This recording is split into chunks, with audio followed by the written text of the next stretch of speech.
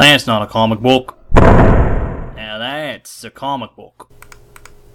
Hi everyone, welcome to another episode of Comic Reviews. I'm getting faster at that. Hope all is well. Hope everyone's doing good. We've got an exciting show tonight. I need to move my webcam so my TV in the other room isn't in the way. Sorry about that.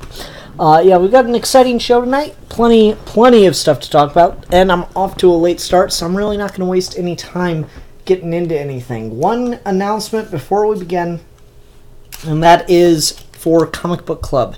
The next episode of Comic Book Club will be broadcasting next Saturday, June the 23rd, at 2 p.m. Eastern Standard Time. We'll be talking about Thor, God of Thunder, Volume 1, The God Butcher. This is the first volume in Jason Aaron's Thor run. So don't miss out on that. If you don't know what the Comic Book Club is, really briefly, it's a live show that anyone who has a legal copy of the book can join. All you have to do is have a microphone and headphones, be there at 2 p.m. Eastern Standard Time, and join the Comic Book Club where we'll be discussing Volume 1 of Thor, the God Butcher. Yeah. Well, you know what I meant. Anyway, yeah, so it'll be a live discussion. Again, June 23rd, 2 p.m. Eastern Standard Time. Hope to see plenty of turnout for this one. Should be an exciting adventure.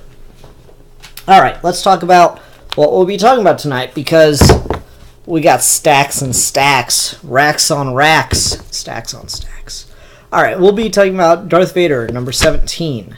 Batman, Prelude to the Wedding, Batgirl vs. the Riddler, number 1. Exiles, number 4. Mr. Miracle, number 9. The Man of Steel, number 3. The Flash, number 48. Wonder Woman, number 48. And Black Panther, Long Live the King, Volume 1 for Trade Talk. Alright. That's a lot to get through. We've got a lot of people here in the comments. Let's see here. Mano says, so if I murder someone for a copy of Thor, can I take part? No, because then that'd be an illegal copy, because you'd be stealing it and committing murder. I guess would... Isn't there a name for that? Isn't that mugging? Assault? Robbery, yeah. And Manuel Cabeza says, woohoo, Thor! Guess everyone's really excited for Thor. You racists. You could have picked Black Panther. You picked Thor. Racism. Anyway, let's go ahead and talk about what we'll be talking about tonight. Alright, so starting off with Darth Vader, number 17. I'll say it again, I've not been very impressed with Soule's run on the book. Well, this was a pretty good issue. This had a lot going for it, and I really liked it, and it did a good job of kind of taking the Jedi off of their pedestal. The last couple issues, the last 2 issues of this have kind of been undercutting the idea of the Jedi as like the noble warrior and all that stuff, like the shining knight kind of thing. And I mean, to be fair to George Lucas and other writers, the prequels themselves fucking established that the Jedi are like terrible. Everyone's just so distracted by the cool flippy sword fighting that they miss the undercurrent of what's going on in those movies for the Jedi. This does a pretty good job of just straight solidifying it. So, what was old Jedi's plan in this situation, besides mind tricking people into following him so we could have people willing to die for him at the right time for him to be able to get away? So you got that going for him. You've got that he's willing to make clones turn on their the former Jedis, the now members of the Inquisitor Squad, using Order 66. That was pretty badass moment, not gonna lie. But then you've got what his ultimate plan is while he faces Vader, and that was he had a vision that one day the Mon Calamari, 'Mon Calamari, would help destroy the Empire. One day. So this whole war, battle, skirmish, whatever you want to call it, on Mon Cala started because someone assassinated the Imperial envoy. Ambassador, whatever. Yeah, it was the Jedi that had been advising the king because he didn't want to take the chance that the peace talks would work. And so he wanted to spark rebellion on Mon Cala, even though he knew exactly what it would cost the people of Mon Cala.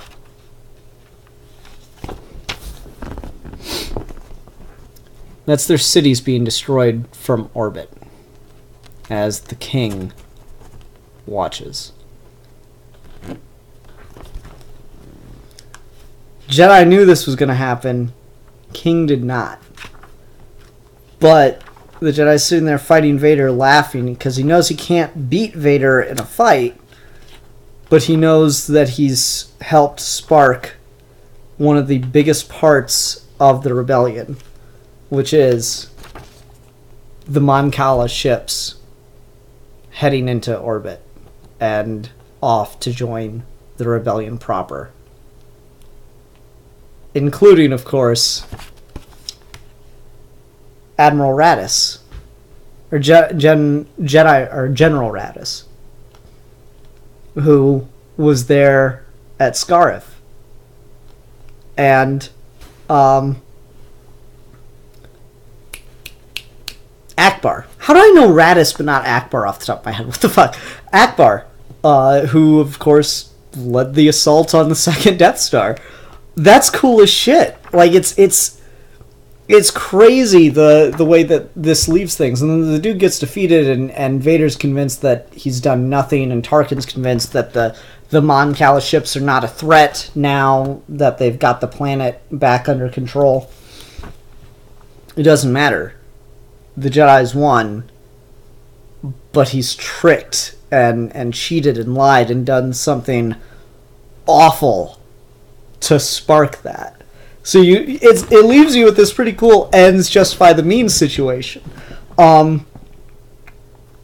Man, that's what my thing with Charles Soule is. He can be so bland and really feel like he's phoning it in sometimes. But when he is on it, he is on it. Man, he can just hit it out of the park some days. And this is a really good issue. Like, I love Gillen's run. I think Gillen's run on Darth Vader is solid all the way through. The Shotrun War, and this, which I'll just call the Mon Cala War, both serve really similar functions in their runs. Maybe it's the fact that this gets to have movie characters to tie in with. Maybe it's the fact that this has a longer effect on continuity. But I think this is a bit better than parts of that arc. I don't know what it is, but I should read the Shotrun War and this like side by side and give my thoughts more clearly at some point. But damn, that's good. It's undeniably good here. Charles Soule can kill it when he wants to. Also, Giuseppe Camuncoli, Camuncoli, Chameleon.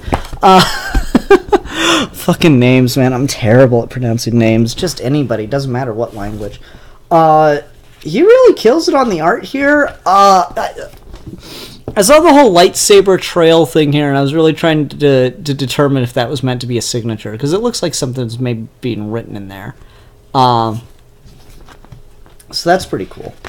But yeah, there's just a lot of really nice art in here. I love how maniacal and just absolutely crazed he makes this Jedi look, whose name's escaping me at the moment. But like this panel of Oldu's face, whew, that's kind of nuts.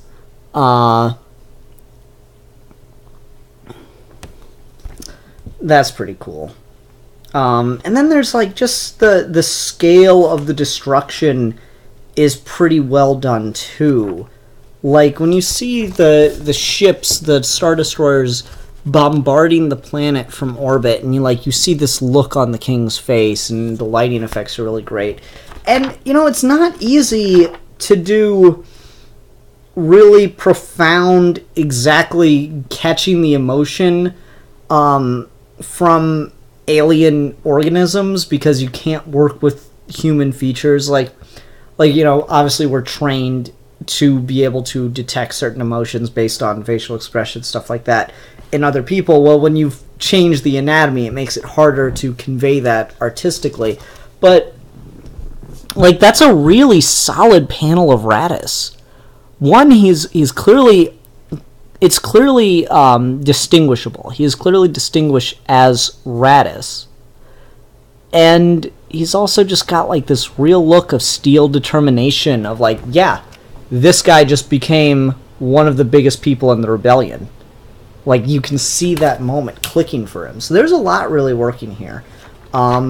This, again, Soule's run, I feel, has been pretty hit and miss at best. This one knocks it out of the park for me.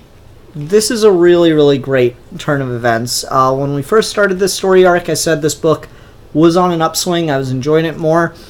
This whole arc has been nice. This whole arc, if Soule can maintain this level of writing throughout the rest of his run, I'll be pleased. I'm still worried, but we are on an improvement. Let's go ahead and move along to Batman, Prelude to the Wedding, Batgirl versus the Riddler, #1. I quite like this. Again, I talked about last week, what was it, Nightwing vs. Hush had its moments that I really liked, but I thought the Damian vs. Ra's al Ghul was a lot better. This is right in between there. This is still really good. Not quite as good as the Damian thing, I think. Probably because it didn't have any connection back to Bruce, which I feel like there should be some connection back to Bruce. But to be fair, we get connection to Nightwing here. And I know all the Barbara and Dick shippers are just squealing. So this was interesting because it does pretty much your typical Riddler story. I'm not gonna try to praise it too much. It's your standard run-of-the-mill Riddler story. He leaves messages with riddles in them for the hero to follow that lead to death traps where they've got to save somebody. It's been done a million times, but that's okay. That's just the framework of how the story works. And the whole point here is showing a character interaction, because I don't think I've ever read anything with Batgirl and Riddler going head to head before. I'm peeking a bit. Hold on a sec. I don't think I've ever read that before. I'm sure there's something. I know I've read Robin dealing with the Riddler. I'm pretty sure it was Tim Drake at one point, but I don't think I've ever read anything with Batgirl directly. At least not Barbara Gordon. Maybe some with Cassandra Cain. But this does an interesting thing with how Riddler sees their quote-unquote relationship.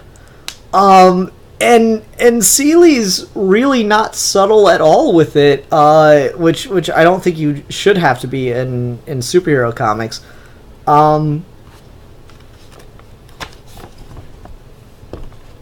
He makes her a tape.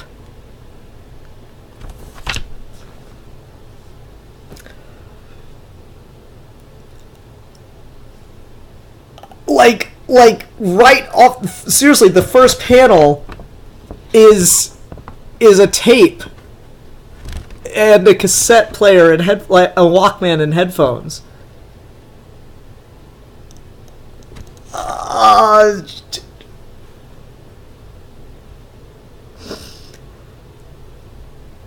That's fucking great. Like that tells you right from the first couple panels, first panel arguably, That tells you everything you need to know about what he thinks of their relationship. And throughout the story, you get more and more of that as she goes to try to like find these people that he's kidnapped and what's happening to them. Like, so she'll... And I like the reason he gives for the tape, because Seeley doesn't have Riddler come out and say the tapes have that connection of making the girl the tape kind of thing. But the reason he gives is, I've read up on you, and you're very technically skilled, so I can't have you cheating, which is why the analog technology. That way you can't hack me back to my source or trace some signal. That's really cool, too. I like that there's a built-in logic reason to it, but I like the underlying current character reason. That's pretty smart writing, in my opinion. And so, yeah, she'll go and she'll save someone, and then there's another tape for her to use to find the next person and the next person. And I really, really like this moment, like, after she has to beat the shit out of some big thugs with question marks on their heads. She saves this guy, and like the whole time Riddler's talking on this tape, pre-recorded tape for her, providing clues and monologuing about like what he thinks of her and them and himself, because everything's always about himself. And then I love the line when he gets right to the end of it. He gets to the end of the riddle. That's all for this tape. Enjoy some music while you work if you like. And then you just get like music starts playing. Like, that's so... I like that on so many levels, because again, it's got the level of he finds her intriguing in the way that he actually is admitting that he likes her. He's still being a dick and just thumbing his nose shit at her, and he's giving the girl music. Like, it's got a lot of connections here that I really, really enjoy. So anyway, she has to like keep working and finding him, and the tapes start getting like more deep into like his quote unquote feelings for her. And so he's like, I feel I can start to reveal more of my personal history, specifically my history with females. I know that sounds clinical and distant, but there have always been women in my life. I have money as much as I want whenever I choose to take it. I have power. I hold all the answers. Because of this, some women found me attractive. A certain kind of woman, anyway. And I suppose that I was attracted to them, too. For a time, in a way. Simple animal urges. Raw physicality. But there were no butterflies. Once the curiosity had passed, no nervous perspiration, no illogically intense envy, no real feeling. Last night I was attacked by the Joker, Batgirl. Swift, brutal, cruel. I faced oblivion. My life flashed before my eyes. Things read and as yet unused or learned filled my mind. Puzzles, words. Perhaps it was Joker's ranting about Batman's wedding, but one particular neologism stuck with me most profoundly. The term sapophile, an attraction to intelligence. It seemed so simple, yet it was an utter revelation. It was an answer to a riddle I had never known to ask. And so, I devised a gauntlet full of traps and puzzles for you. Is not any first date truly the same? Two gladiators facing off, assessing one another, circling each other, each hoping to rule the ring. And that, like, reveals where he is. Rule the ring, and like Batgirl puts it together in her head where all the locations are, and that Riddler would be back at the center of the ring. And of course, this prelude to the wedding. Again, this is nicely layered. It's obvious and it's all pretty apparent, but it's still well told. Yeah, so it leads him back to her, or her back to him rather. One thing I really like is it's the subtleties of how Seeley is writing Riddler, being very self-obsessed. Like, particularly my history with females is just the dickheadish term. Like, that's exact. Like, I swear to God, I worked with a guy who talked about women that way. Females. Man, that's such an... Just every time I hear someone say, oh, the females, I just want to punch them right in the face. It's so condescending and perfect. And to have Riddler be the one who's, like, completely obsessed with himself, it just works. Manos in the comments says, anyone want to see Tom Hiddleston play the Riddler? That'd be a good choice. I personally lean toward the choice of Michael C. Hall, Dexter, from the Showtime series. If you didn't know, I always thought he'd be a good Riddler. So anyways, Batgirl finds him, and there's more speeches and stuff as Riddler says, listen, I know we can never be together, but I want you to know, I'm kind of hot for you. And it makes sense that he would be, especially after he puts her through this gauntlet to prove her worth to him, right? It makes sense that he would be, because Riddler's obsessed with Batman, and oddly enough, this reminds me of something Kevin Smith once said, and he's always a bit crass, but it's not a wholly invalid point, because Kevin Smith said something to the effect of, I grew up loving Batman, and Batman was so cool and awesome, and he could fight, and he knew all this stuff. It was great. And then Batgirl came along, and it was like Batman, but you could have sex with it. And I kind of think that's the Riddler's mindset here. He could have all the cool obsession and fascination with Batgirl that he has with Batman, but now he can have sex with it. and I kind of like that, but like he's still realistic enough. He's like, no, I've crossed too many lines. I know that we can never have something like Batman and Catwoman are going to have. But I want you to know, I like you. Like, it's just, it's so creepy. That's a cool dynamic. I could be down for this dynamic. If Seeley wants to write some Batgirl and Riddler stories, wants to take this places, because I don't know how much of this series has been about, how to put this, has been like, corporate mandated, like, okay, here's the stories, or here's the team-ups we want to do for Prelude to the Wedding, or if Seeley has gotten to pick his roster of how he's going to tell these stories. But this feels like a really natural dynamic. Like, he's really got a voice for it. He's really got an idea and a presence behind, like, these character interactions. The way he writes Catwoman and Damian, the way he writes Damian and Ra's, the way he writes Batgirl and the Riddler, like, squaring off, it's solid. It's really working for me on a lot of levels. I am pleasantly impressed by this series. It's been really good.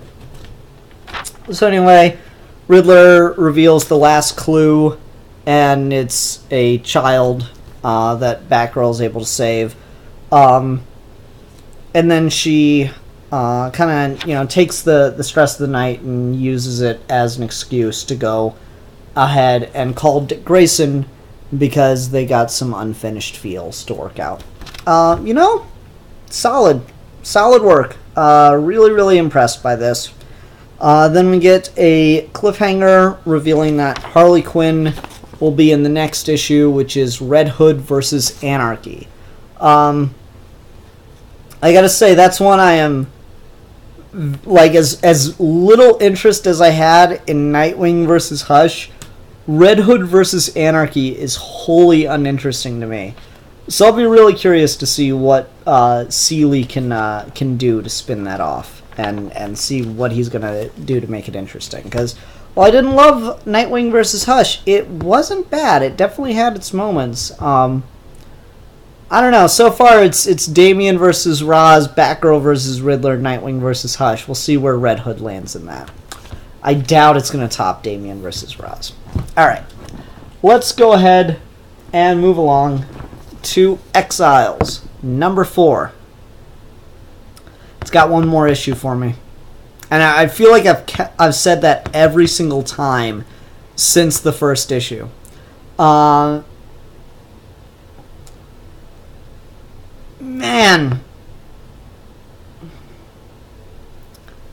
I like so much about this.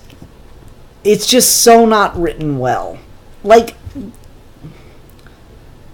this is the thing with, I feel, a lot of writers that want to, or people that want to work in comics and writing comics. There's a difference between having a great idea for a story and being able to tell a great story. There are times, and you can go back and read people's work that have worked in comics for years, and there's clearly a point where they're just like, yeah, I don't have any ideas this month. Here's just a story of Batman saving the day, and I'm gonna, just write my Batman saving the day. It's a simple story, and it's fine. Then there are things like this, where it's a really fun, really cool idea. He's got a really strong voice for most of these characters, but he does not know how to advance a story because he's spending so much time playing around with all these ideas. To the point where, yeah, I like that idea. Can we stick with it? No. No, we cannot. We cannot stick with it, because now we're moving on to the next thing. Things don't breathe. They don't feel anything. It feels so rushed and truncated. And I want to love it because it's a lot of fun at points, but man, this is just really hard to get through and have any investment in. Like, just when I start to like something, it's over. Again, the reason I bought this series was for Peggy Carter Captain America. She was in one issue. And I don't think she's coming back.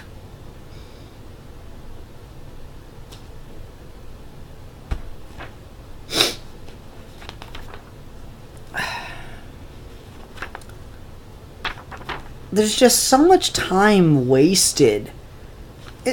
And this book's $4.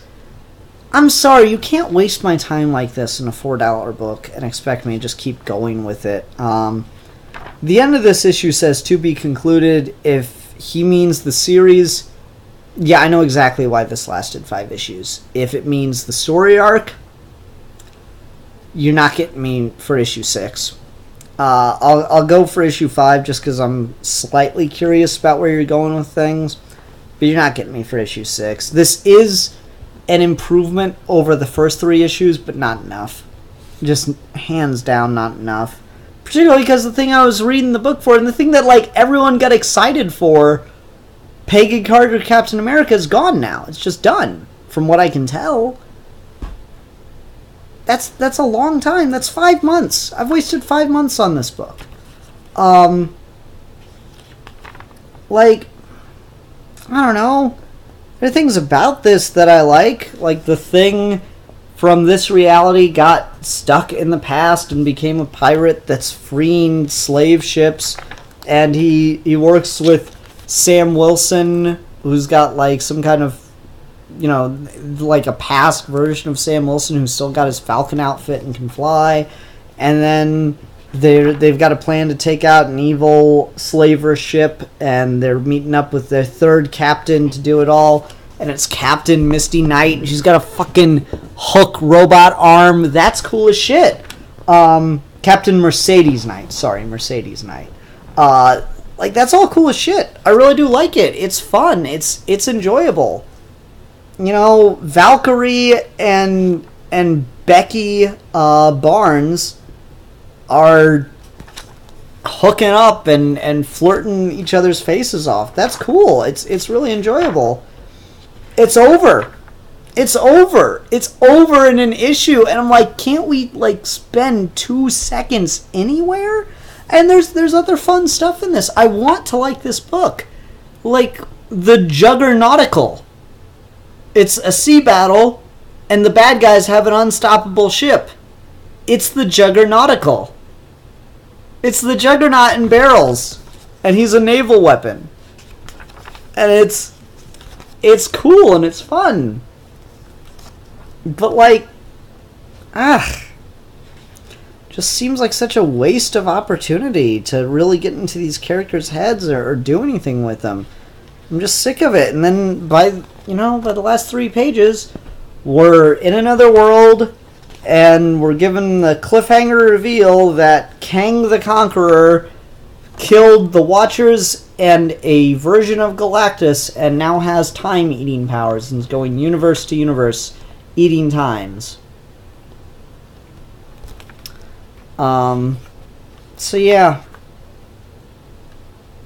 I don't know.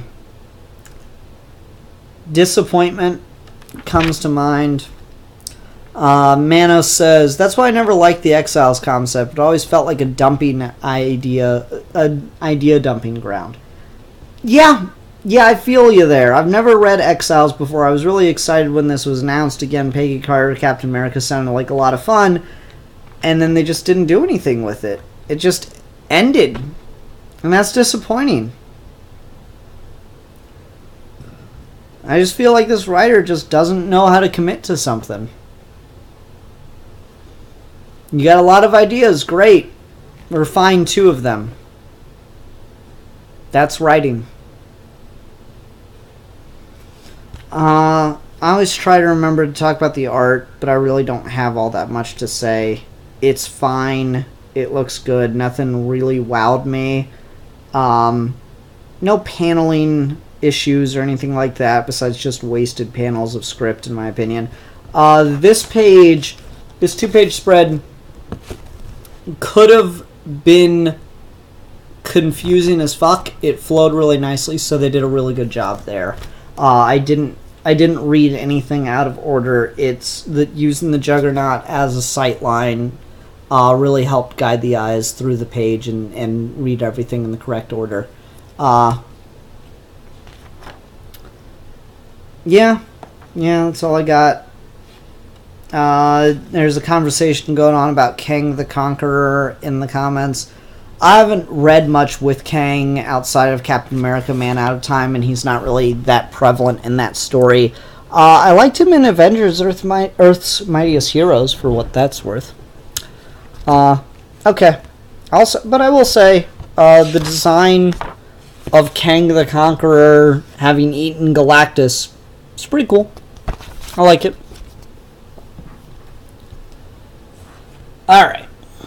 Let's go ahead and go along to everybody's favorite happy fun time book, Mr. Miracle number 9.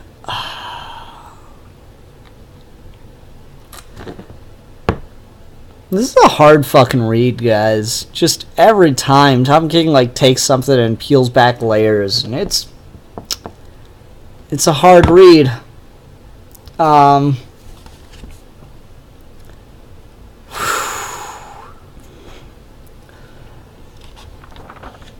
So there's a lot to this, but without really... Okay, basic plot synopsis.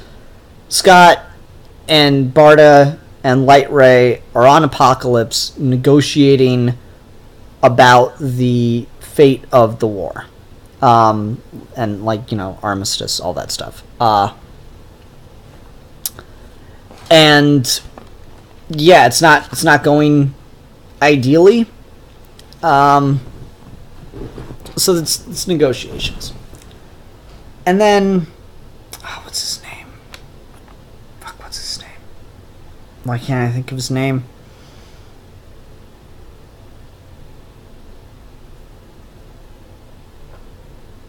It's Baron... No, that's not Baron Wunderbaum. Shit, what's his name?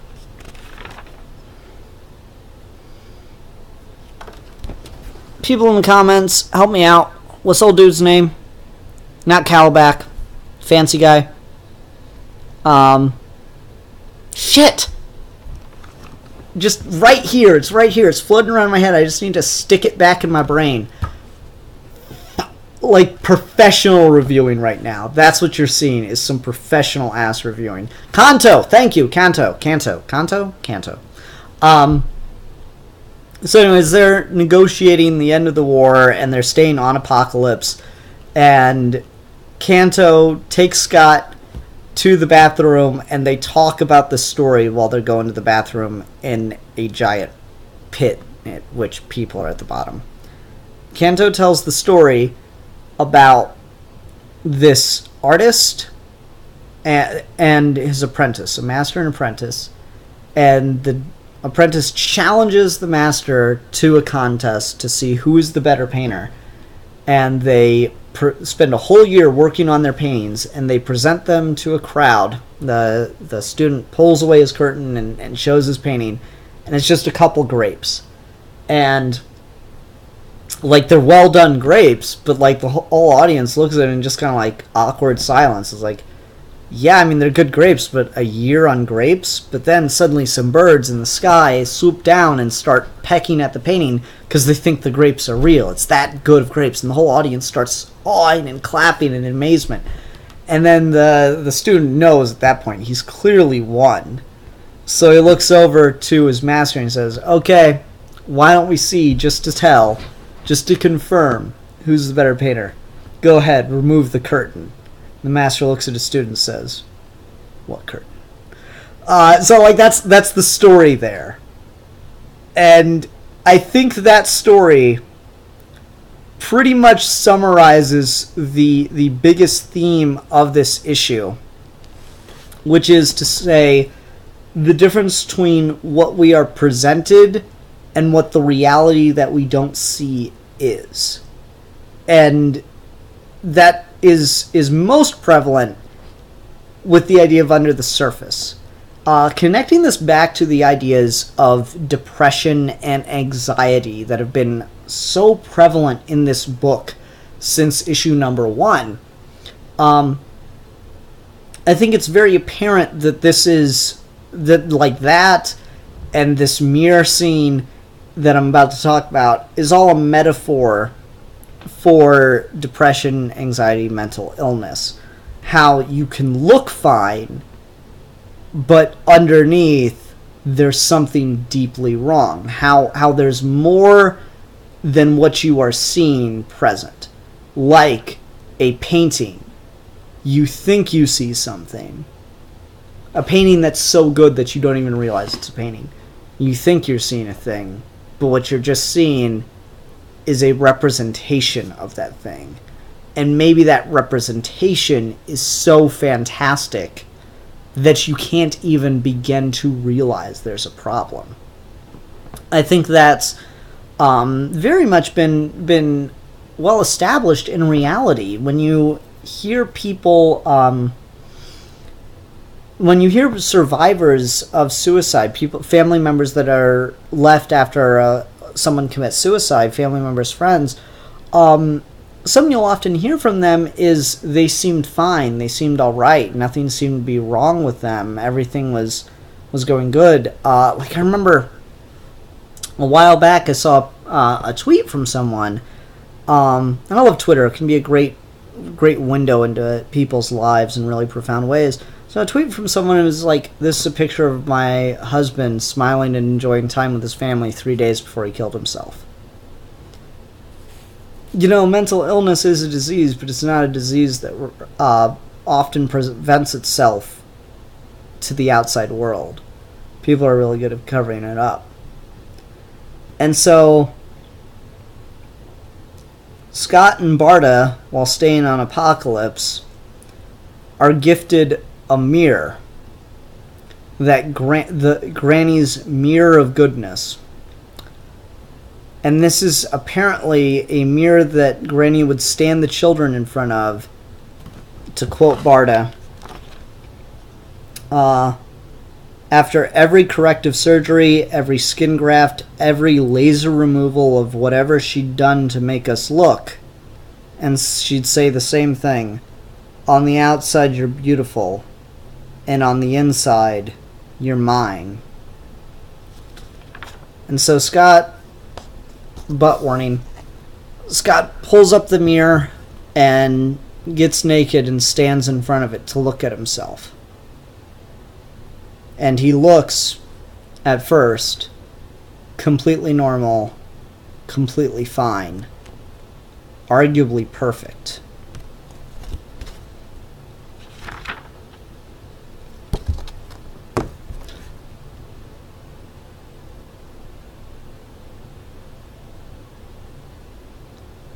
These 9 panels may be the most shocking, profound display of what living with mental illness is like I've ever seen. That kind of immediately stabs right at what people describe. People who live with depression, anxiety, and other mental illnesses. That stabs right at the heart of it. And that is shockingly profound. These 9 panels are jaw-dropping and fascinating, and I am absolutely blown away by how much that single page conveys.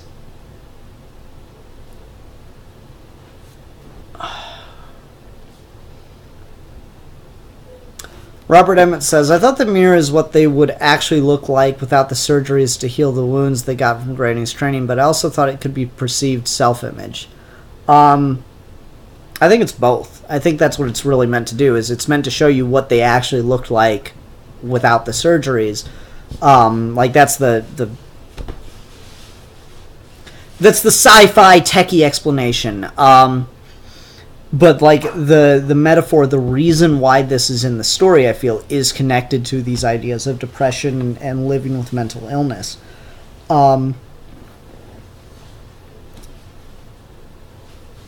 Wow. Is just, wow. That amazes me. I'm like...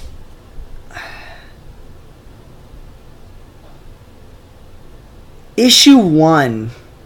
opening up with Scott having his wrists split on the ground of his bathroom.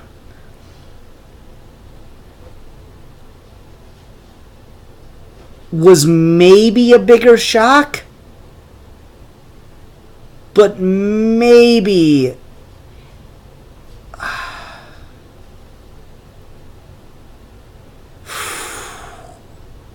maybe only because it's in the first issue? Like, I guess I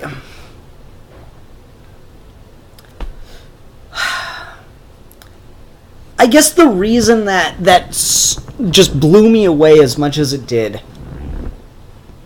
in the first issue is because you didn't know exactly what the series was going to be. Knowing that that's the kind of tone you're dealing with, this is probably slightly less shocking. And you definitely have more time to get to it. But my word.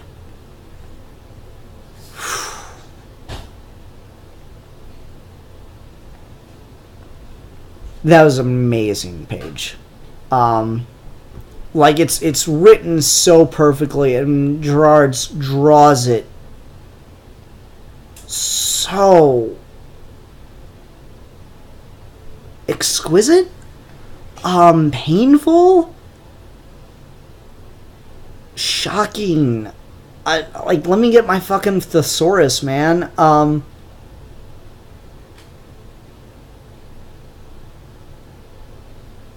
Man.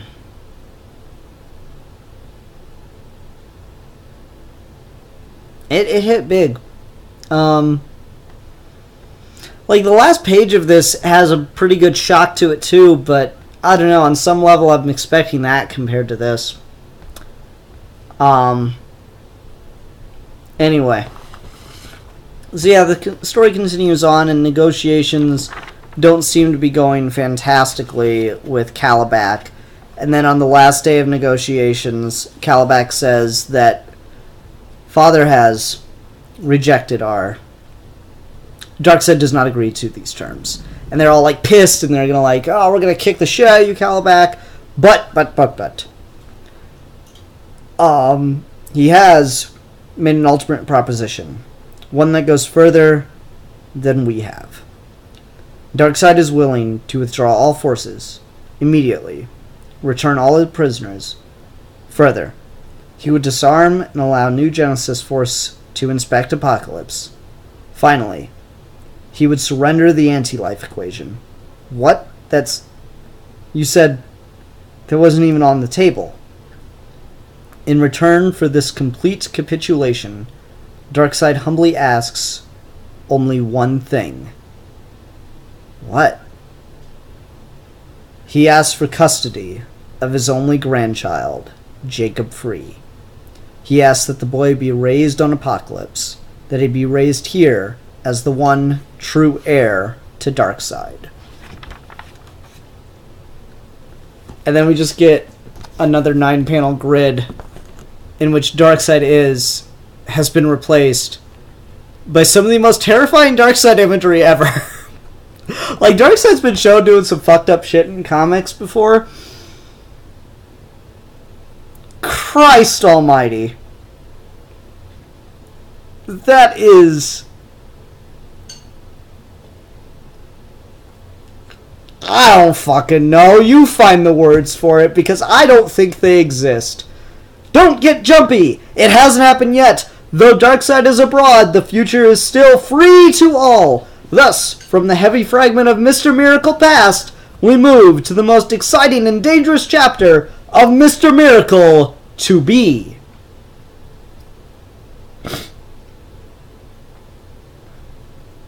What?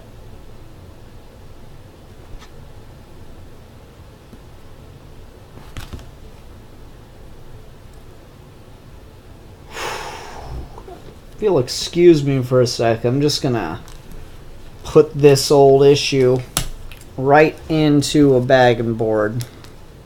And I normally just kind of sit them over there, and, I'll get to it eventually. I'm not super touchy on that kind of thing of comics. I always bag and board them, but I'm not, like, religious about it. There's something special, folks.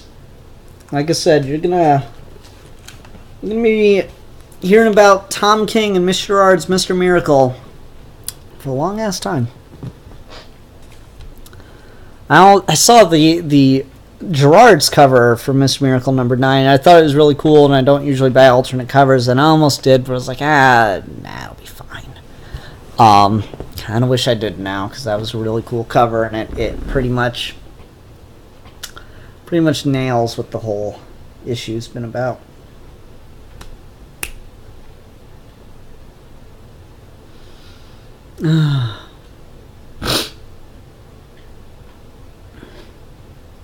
Lots of questions in the comments about King's announced Sanctuary book, which has been announced for a while now, and that's still coming, and the announcement today of Heroes in Crisis. I'm very excited for both. The announcement that Tom King will be doing a Sanctuary book was something I was really, really interested in. Exploring the trauma that these heroes go through, I think, is really fascinating. Honestly, I'd make the argument that characters like Batman got as gritty as they did partly because of the trauma that we kept putting them through. To really, like, take the Grant Morrison look at it as it's all one timeline. When he starts out, he's got a happy cheeriness to him. He's got this war on crime idea, and he's going to save the world. And then as time goes on, he gets darker and darker because he keeps seeing more and more fucked up shit. And then he's like, yeah, no, this is all awful, and it's fucked, and it's terrible, and I can't deal with it anymore. These people are scum. And that's kind of where you get into the Frank Miller era, where things get really, really trashy. And yeah, if you think about it, like, people do awful things to each other. I've listened to survivors of violent crimes, and it's really hard to just even conceive of the kind of things that people go through. And if you think about these heroes coming in to save the day, yeah, they might save some of these people. Sometimes they might not. And either way, experiencing that is traumatic. So the idea of our larger-than-life superheroes still being human and having to deal with trauma just like anyone is a really great idea. And I'm very excited for the Sanctuary series. Launching Heroes in Crisis, or launching it out of a Crisis event, Heroes in Crisis, you know, that's a little suspect for me, but I trust King enough. He seems to know what he's doing for a lot of these bigger event things. Warden Jokes and Riddles was handled really well. Mr. Miracle's been a great series, so he seems to only want to do stuff when he's really got a story to tell. I've yet to feel like I've read Tom King phoning it in. If Tom King doesn't want to break your heart, he wants to let you have a good time, so I'll trust him. He hasn't let me down yet.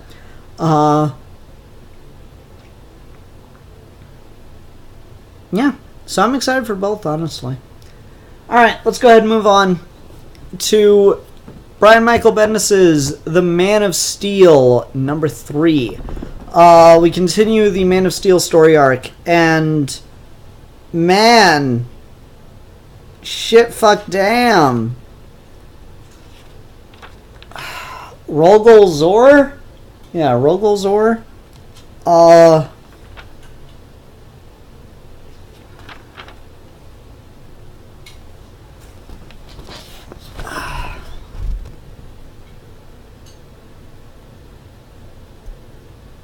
That last panel right there, as he's broken into the Fortress of Solitude, this is the guy who killed Krypton, apparently.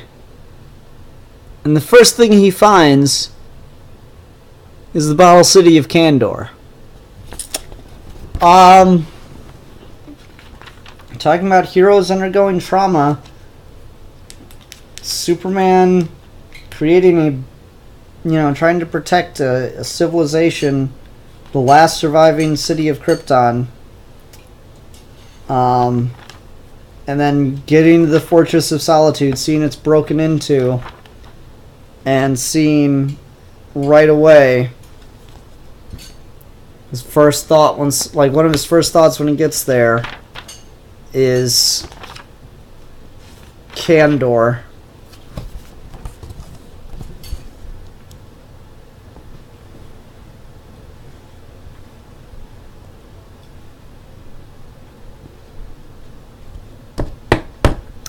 So Rogol Zor just became one of the most fucked up villains in Superman's rogues gallery, and one of the guys to hurt Superman in one of the most profound ass ways. I've known Brainiacs like stolen Kandor and back and shit, and there's been stuff done with Kandor over the years. I don't think anyone's just straight destroyed it. That is pretty fucked. Damn.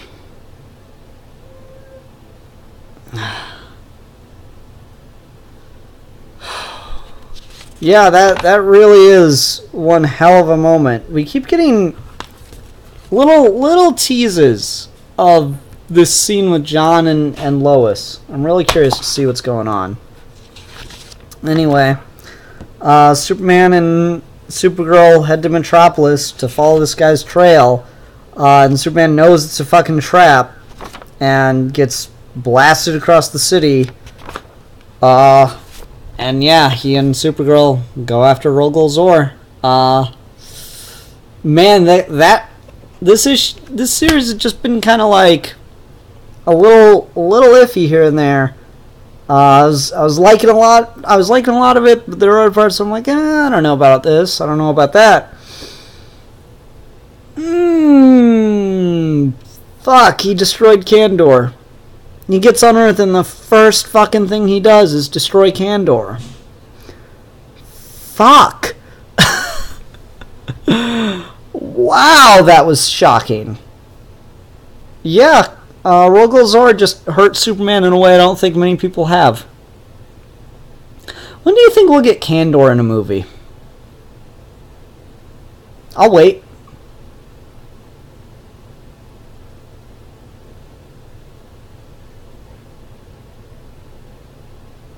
Is it done yet? No.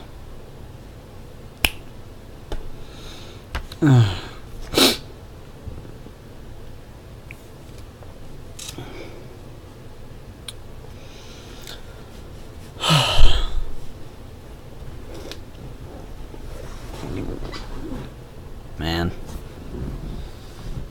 Yeah, I don't have much else to say about Man of Steel. It's a good issue.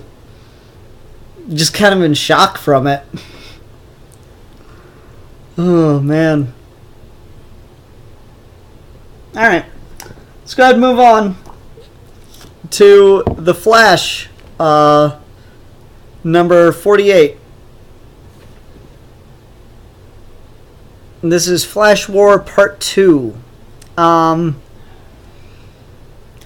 it's pretty much exactly what I thought it was going to be. You know, Hunter Zolomon convinces Wally West to join his side in order to save his family, and Wally West starts acting kind of out of character, yelling at Barry.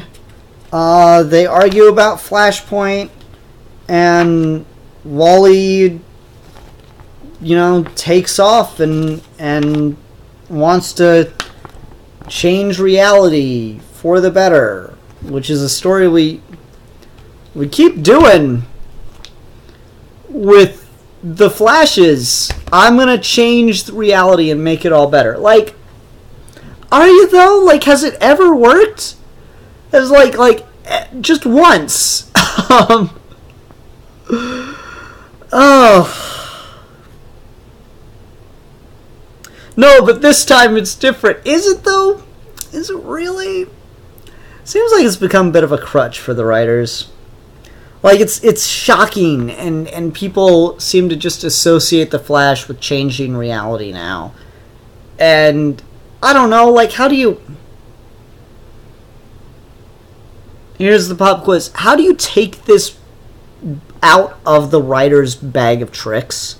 How do you take away the Flash's ability to alter reality willy-nilly via time travel or what the fuck ever, Speed Force magic? How do you take it out of the writer's bag of tricks without depowering the Flash? Like, without depowering the scale of the Flash. Like...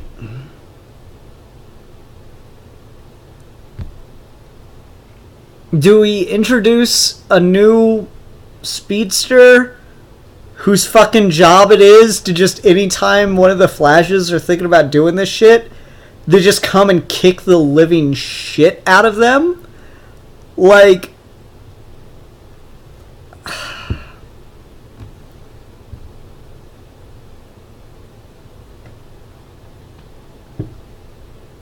I don't know. I just don't care for this kind of story. Like, I'm reading this by request, and I'd like to like the Flash book, particularly because Williamson seems to be, you know, harkening back to the stuff I've read on the Flash, which is kind of exciting for a writer to be so clearly paying tribute, I guess, to stuff from the era of Flash that I read.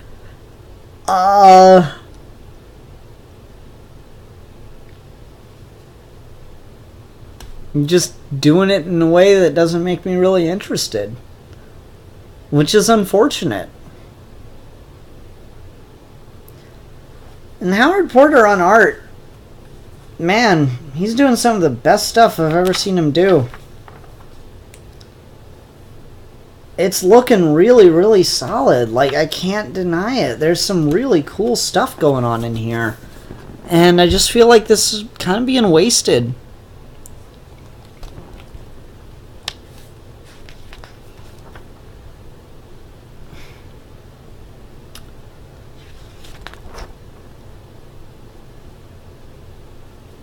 Like, this is a cool-ass parallel.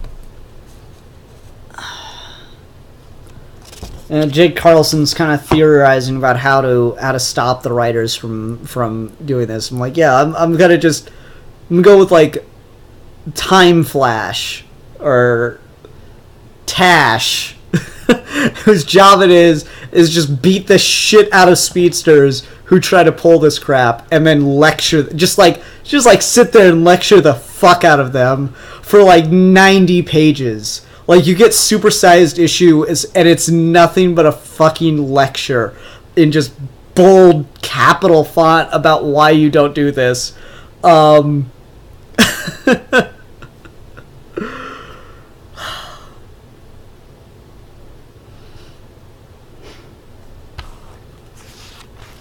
Speed point.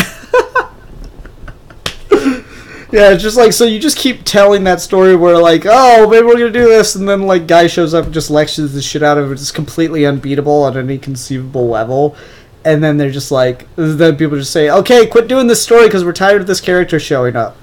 Yeah, there we go. And then the like writer has to try to think of a way to write around this character, but we just make him god level powerful to the point where like he flicks Superman and Superman's dead for a week. Like, just absolutely destroys Flashes that try to pull this shit.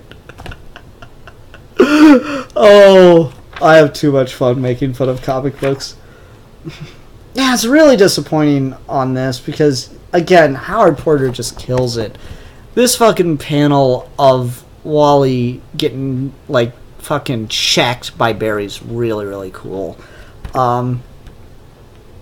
Like, just mind control Wally. Just fucking mind control his ass. Just do something, and you can have your Flash War. Making it all about, I want to go change reality for the better, is so done with the Flash. I'm just over it. You know, we had 0 Hour. We've done this with characters.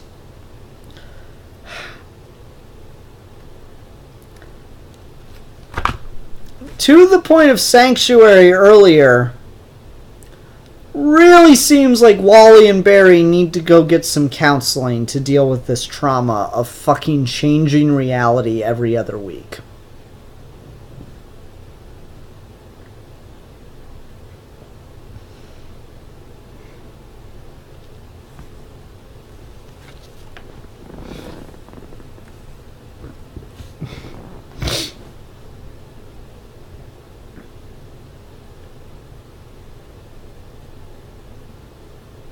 Alright, let's go on. Wonder Woman, number 48. Yeah, I'm still not liking this book very much. I still think it's been, I'm just kind of keep looking at my imaginary watch waiting for Williamson to leave. This issue, however, not bad. It did alright. Which is surprising to hear me say, given that it's mostly focused on Jason.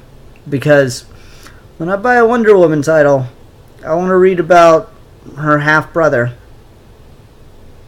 Or no, I guess he's her full brother. Yep, can't tell you how much I want to read about Wonder Woman's brother when I buy a Wonder Woman book.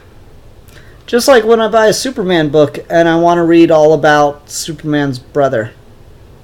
Or when I buy a Batman book and I want to read all about Batman's brother. Or when I buy a Green Lantern book and I want to read all about Hal's brother. Actually, that's not true, because the stories from John's run with Hal's brother were really good. Yeah, no, giving Wonder Woman a brother was a really stupid idea. That's just all it came down to. So anyways, this opens right where the last issue ended, with Wonder Woman being taken by the Zamorans, and then that adventure gets told in the annual. And then Jason's kind of left on his own to fight the Dark Gods. And yeah, he does a bad job of it because he's inexperienced. So, like, what exactly was the point of giving Wonder Woman a brother? Because he's not anywhere near as experienced as her. So he's, like, fucking useless. And also, it was a bad idea to create him. And also, he's not adding anything to her character. The only person who's getting an arc out of any of this stuff with Jason is Jason, who we're not particularly interested in, because who the fuck cares about Wonder Woman's brother? Oh. But yeah, this isn't, like, bad. Jason's just trying to save the day all on his own. But he knows he's not going to be any good at it because he's not any good at it. And he just keeps spending the whole issue wishing Wonder Woman were there. The Justice League and Supergirl show up. And they help fight for about a whole 2 seconds before the Dark God's leader absorbs their power to be able to locomote himself, and then he starts destroying Washington even more. And then right when he's about to kill Jason, Wonder Woman shows up and saves Jason. And now they're gonna face these dark gods together. So in my issue of Wonder Woman 48, Wonder Woman is in 1, 2, 3, 4 panels. Wonder Woman's in 4 panels of Wonder Woman 48. Can't tell you how exciting a read that is.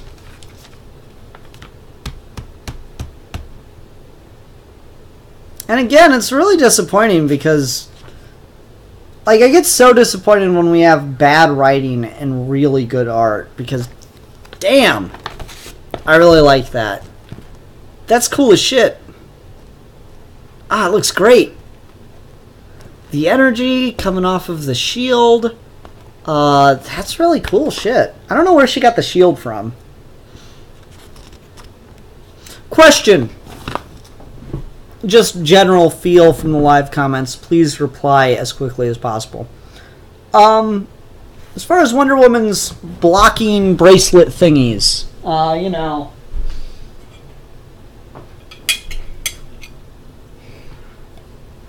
these things. What's the general consensus on, like, just from the fan base on how they should work, how powerful they should technically be? God, I haven't worn these before. They're so... What's the consensus on these? What are we thinking here? Like, because we usually see them blocking bullets, right? And we usually see him blocking bullets, and usually she has to get it in the line of the bullet. But you got stuff like Batman v Superman, where Doomsday blasts at her, and she just kind of puts her bracelets together to block the laser eyes. What's the consensus from people in the comments? Do you like the idea that they can, like, they're magic and they can block anything that she puts them in front of, no matter, like, the specific amount of surface area that it's hitting? Or do you like it that it's got to be, like, very particularly located to hit just the bracelet? Because I kind of like the idea that it's kind of like a blocking charm. That they have some kind of, like, blocking magic to them, and that they can stop anything, as long as she does the whole cross arms, or as long as she gets it in the general vicinity of what it's about to, what's, like, projected at her. Maybe it's just me. I don't know. Just general consensus from the audience. They should be able to stop anything that is not physical, and they have to hit them, is Philip Kelton's opinion. These are cool. I got these for Haley a number of years ago now. She's a big Wonder Woman fan. So these are neat. One's really reflective and the other's more of like a brushed metal. I don't know why that happened. But, yeah. If you didn't know, there are Wonder Woman bracelets in my house.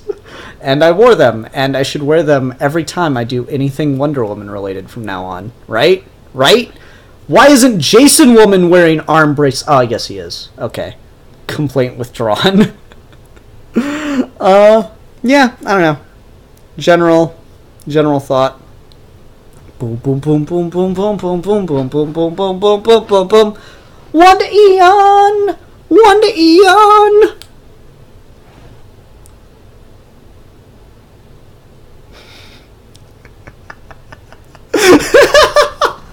I have too much fun. Boom, boom, boom, boom, boom, boom, boom, boom, boom, boom, boom, boom, boom, boom. Oh. Alright. My arms get like really sweaty with those right away.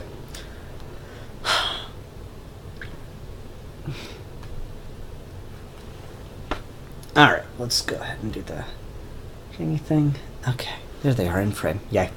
Alright, so yeah, Wonder Woman 48. I think Williamson's gone at issue 50, so we're getting there. And I'm hot.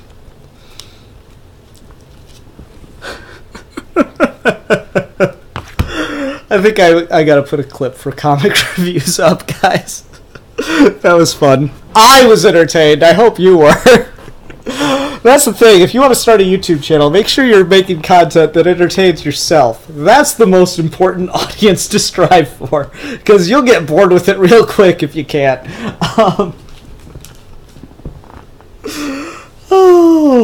Alright. Let's go ahead and move on to trade talk. Oh. Hi everyone, welcome to another episode of Trade Talk. This time we're discussing Black Panther, Long Live the King, Volume 1. You'll notice a little stamp up here says first time in print.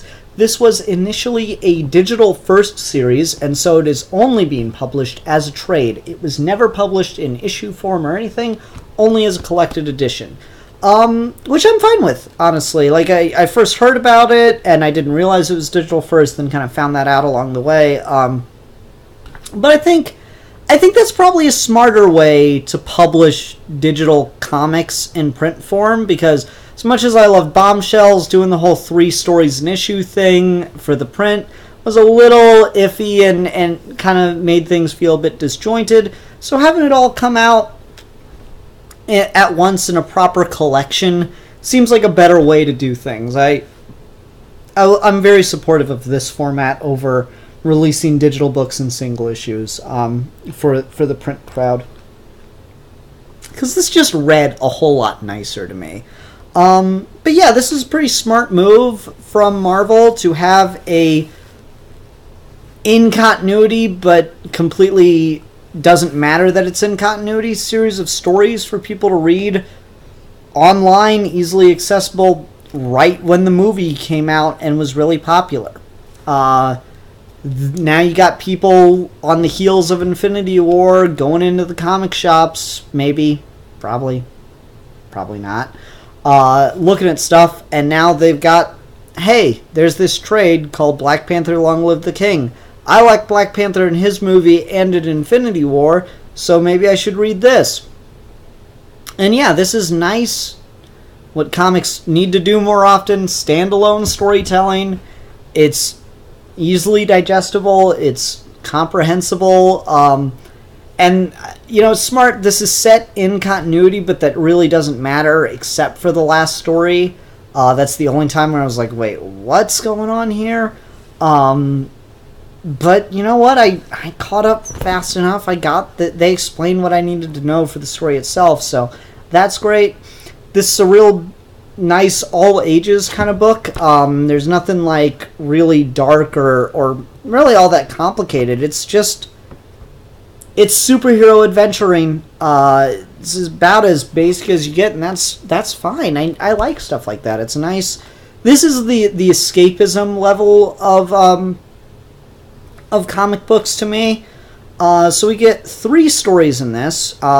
2 of them are, I believe, 2 issues, and then the third one's just a single issue. So we got Blackout, The Sacrifice, and Obion's Folly. Okay, so it's a 3 issue for the first story. and then Keep Your Friends Close, which I believe is just a single issue then, is it? Let's see here. Keep Your Friends Close. Flippin'. Yeah, Keep Your Friends Close is 2 issues, and then the final story is Under the Bridge, which is 1 issue. We got 2 writers on here. I'm terrible at names, so I'm going to fuck this up. Nnedi Okorafor? Yeah, I'm terrible at names. Does the writing on Blackout, The Sacrifice, and Obian's Folly, as well as Under the Bridge.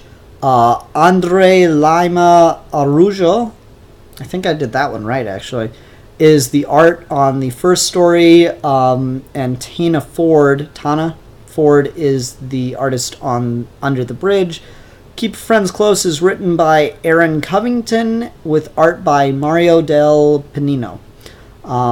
Again, if I fucked up anyone's name, I apologize. It's not you. It is my complete inability to pronounce names. So the first story arc, which I'm just going to call Blackout, is a pretty simple thing. Wakanda experiences a blackout because of an earthquake caused by nothing more than a giant monster. Because comic books. And of course, because this monster attack happens so quickly, only some people see it, including T'Challa, and they're all dealing with the crisis and the craziness of the blackout, so they don't really know what to do about the people don't even see the monster or necessarily believe it. So yeah, T'Challa kind of deals with the chaos during the night of the blackout, trying to be Black Panther. And because of how sudden it is, he's not able to save everyone, as illustrated by one woman falling to her death in a chasm. Wakanda's backup power generators were also knocked out by the earthquake because it rendered the vibranium power sources in the area inert. So Wakanda is without power for days, or the capital of Wakanda is without power for days. I like that they distinguish the difference between Wakanda as a country and Wakanda as like city-state kind of thing, because often Wakanda seems to be shown as just one big city, as like a very small country. This really expands it and gives it a proper sense of scale. So they're in the capital city of Brinizana. And so that's, it's pretty cool the way that all works together. T'Challa goes to investigate the source of the earthquake with some of his personal guard. And they enter what is called a mute zone, which is kind of like, I guess, the hill folk, the off-the-gridders, which I guess it's nice to know that Wakanda has that type of people too, who just don't want anything to do with modern society or technological advancement and stuff like that, so they just kind of live out in the countryside and don't want to be bothered. So they find the mute zone and kind of go through it and search for clues, which takes them into the forest, where T'Challa is attacked by a Black Panther, which is under some kind of spell, and since T'Challa's vibranium suit is rendered inert, it actually does quite a bit of damage to him, and he's forced to be pretty brutal with it and has to kill the Black Panther with his bare hands. Which, I mean, that was a bit grimmer. I said this is an all-ages book. That's a bit grim, but they don't really show a lot of that violence on the page. They do a pretty good job of framing it. Like, there's definitely blood on the page, but they do a pretty good job of framing it to not highlight the gore, but still get us across a good sense of tension and emotion. I like the panel structure here. Very chaotic, very bunched together, claustrophobic. Really gives an intense feel to it, which is nice. And I do quite like the art style. It's definitely got an anime influence to it, or anime manga influence to it, I feel. particularly with stuff like this, these little excitement lines around the head, that's definitely, I mean, it's in all comics, but you tend to see that a little bit more in Eastern comics. And there's just a lot of that used here to kind of signal you, the reader, to catch some of the sense of emotion and what the characters are feeling. Like, there's a lot of it in this issue, as they like kind of sense things in different directions, stuff like that. Anyway, T'Challa hears of a scientist who had been working in the hills of Wakanda to try to create sentient vibranium, because comic books. And like, honestly, I've got the Jack Kirby Black Panther. That's literally the level of science that exists within Wakanda, folks. You go read the original Jack Kirby run, and there's a dude turns into a vibranium sound monster because he's exposed to raw vibranium. It's weird. Comic books are weird, man. Oh, here's a better example of the attention lines, I guess you'd call them. Anyway. Yeah, so they hear about this legend of the guy who wanted to try to make sentient vibranium. T'Challa uses all his detective skills to deduce that's obviously the monster causing all these earthquakes. Another earthquake happens. T'Challa's able to save some people this time and find a hidden cave in which the scientist had been working. So he's able to enter it and find the source of the sentient vibranium, and he does a great intelligent thing as a king, and he frees the sentient vibranium, and it immediately stops attacking people and causing earthquakes. So he saves the day. Mercy is the tool of the king. I like that. It's solid. You know, it's smart comic writing. It's smart writing for heroic stories to try to, you know, save the day through non-violent means. That's cool. Instead of killing the monster, he frees it. I like that. Then we got Keep Your Friends Close, in which T'Challa is dealing with a revolt by the Jabari tribe. He's dealing with a revolt by the Jabari tribe, who are leaderless without M'Baku. And then he stumbles onto a section of forest that is not right, realizes it's all mechanical, and finds some animals down there that are actually robots, and it's all some evil plan by a former childhood friend who now has a vendetta against T'Challa. And I gotta be honest, this second story I did not like much, if at all. M'Baku has never been a great villain, in my opinion. To be fair, I've read very little of him in comics, but I've seen him in the movies. He was in, what was that, Ultimate Avengers 2. He was used pretty poorly there. I did not care for him in, he was in Ultimate Avengers 2, right? Yes.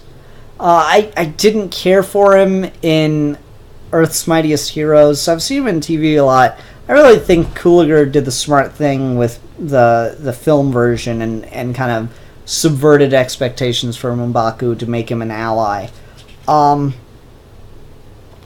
Anyway, so having this kind of all revolve around M'Baku as a villain again is a pretty harsh step in the wrong direction for me. And then there's like just this really weird conversation between T'Challa and this former childhood friend Cantu, who was exiled or something because of his father. And T'Challa's been captured by him, and he just keeps saying, Cantu, if you help me bring the White Gorilla cult to justice, I can grant you a full pardon. You can rebuild what you've lost and honor the name of your father instead of disgracing it. This is the only way. Otherwise, you will continue to live in your exile with your toys and your shame. until the White Gorilla Cult turns on you or you are brought to justice for your actions. Time changes people. We shall see if it's changed you. And he just, like, lets T'Challa go, and then they, like, work together for the rest of the story. I'm like, okay. That was quite the turn. I wasn't, like, it's not bad, I guess. It's just, like, T'Challa keeps offering the dude mercy, and, like, that's cool. That's I like that we're being kind of, that we're subverting expectations to a point. But I don't know, it's just so, it's such a weird choice. It seems so anticlimactic. Anyway, they decide to work together to defeat M'Baku, who has been resurrected by this guy. What's his name? Death itself? Oh, Baron Macabre. Macabre. Yeah, Baron Macabre. Who's, like, resurrected M'Baku and is giving him Necronomicon-based superpowers. And it's like a whole thing and a half, and I'm just like, okay.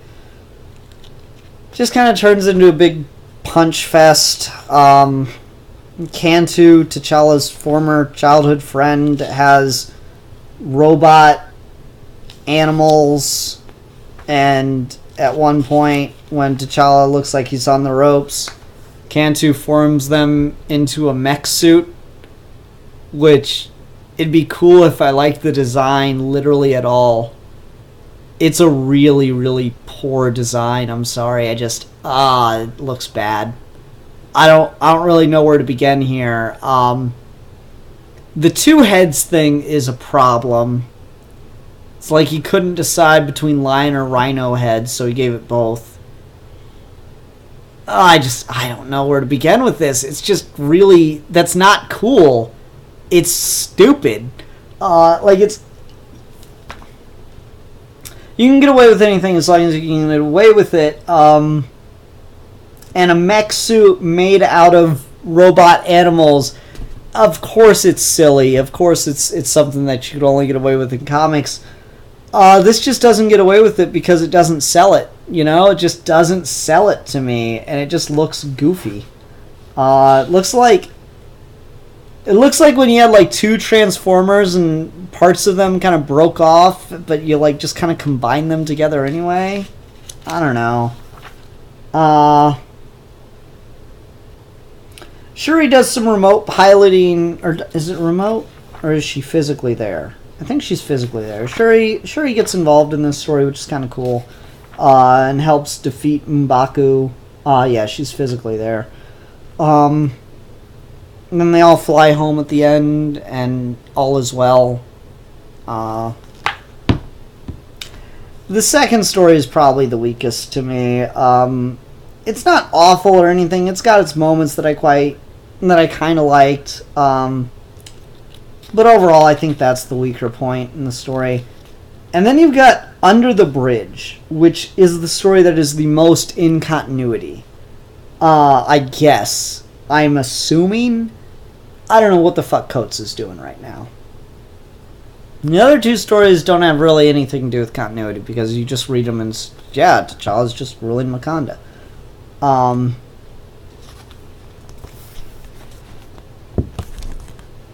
So we've got a Venom symbiote on this chick. And she's apparently been filling in as the Black Panther in Wakanda. That's what the story tells me. But she's really from Nigeria. And also she's in a wheelchair. So it's like we've combined Shuri, Flash Thompson, and Venom in one character. And it's weird. What's her name? Nnedi? Nnne?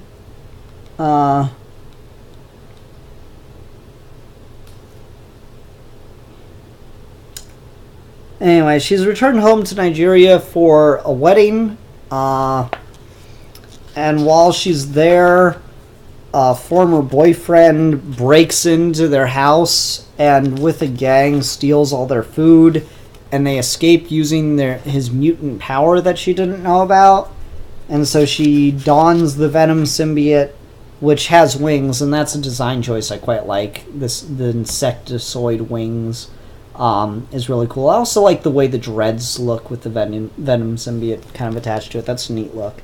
Anyways, she dons the Venom symbiote and goes and tries to hunt it down and figure out what happened. And he reveals that the mutant community in Nigeria are exiled and treated really harshly. And so she decides that he should just have the food after there's like a fight, and she turns into a dragon with the symbiote and almost kills everybody, but then she gets it under control. She says let him have the food, it's for the better. And all seems well between this young couple. By the end, as he sneaks a rose into her wedding ceremony, or wedding reception that she's attending, sneaks a rose in for her as a thank you. Yeah, that one's just okay. Again, I don't know shit about the continuity right now. I'm assuming that's in continuity, because if not, that's a weird-ass premise to try to sell for a single issue. It's just fine. Like, I kind of like the idea of getting to see what the mutant community is treated like outside of America. Usually, it's the stuff I've seen, at least, is usually pretty North America focused. If not the United States, then Canada based. So seeing what it's like for mutants in Africa is kind of a cool idea. And that, she's the acting Black Panther, and instead of fighting and beating up everybody, she decides, you stole food and that's not ideal, but yeah, you did need it more than we did. So, I don't know, that's a pretty good message. Overall, I thought this was pretty fun. Like, I complained a lot, I think, about the middle story arc. And I will say I think that's the weakest, but again, this is more all ages, just general audience kind of book. I don't think that's really going to bother too many people in any significant way, and it far from, like, ruins the book or anything like that. It's just okay at best. The art's pretty good throughout. We get a couple different artists on here, and they all do a pretty good job selling it. Overall, it was a fun read. I'd definitely recommend this if you're just looking for more Black Panther to read, but you don't want a whole run or something that's going to be setting up a whole run. Just, it's 3 stories, $19. Or not even $19, $15. Yeah, I think that's worth your while. That's it. That'll do it for Trade Talk this week, everyone. Thanks very much for watching. Hope you enjoyed. Until next time, bye. How's everyone doing in the comments?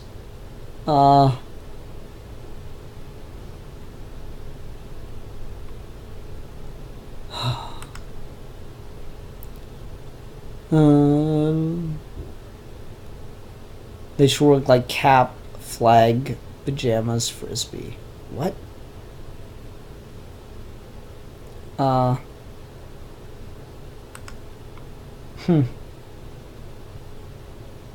Okay. Bunch of just conversations about random stuff in the comments. That's all good. Hope everyone had a good time watching comic reviews this week. That'll do it for me. Again, sorry it was later. Shit happens. Life gets in the way. Just glad I was able to get the episode out. Until next time. Bye.